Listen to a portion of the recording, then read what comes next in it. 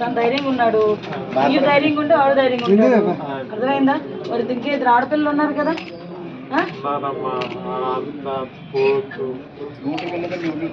నిద్ర గురించి ఉండిపోతుందండి. ఎక్కడ మ్యారేజ్ అయిందా? ఏం లేదు, కంగారు ఏం పడుతుంది. ఈ విషయం చెప్పిన ఇప్పుడు ఎవరికి బెస్ట్ ఎగ్జాంపుల్ ఎవరో కాదు, మా తాతారావు గారు, మన గోసం